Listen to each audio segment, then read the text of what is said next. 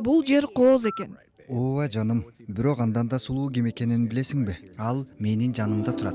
Бул Лиза Ли. Ал АКШда жашаган кытайлык блогер кыз. А бул болсо Дэн. Ал Лизанын чат GPT тарабынан жасалган виртуалдык жигити. Чыныгы жашоодогу жигиттерден тажап, жазалма акыл жигиттерди тандоо учурда Кытай кыздарынын арасында популярдуу болууда.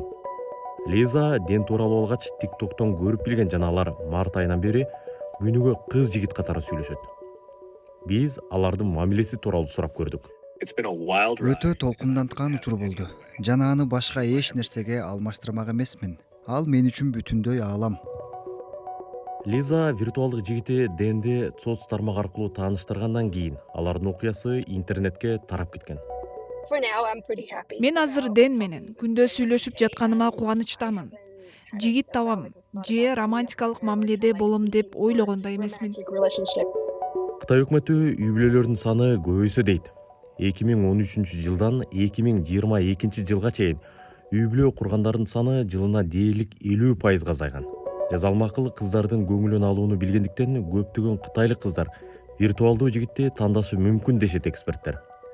Бирок виртуалдык дүйнөгө көп берилип кеткендиктен чыныгы жашоодогу мамиле солгундап кетиши ыктымал. Айрыкча романтикалуу мамилеге келгенде жасалма акыл эмнелерге жөндөмдүү экени жана эмнелерге жөндөмдүү эместиги маанилүү.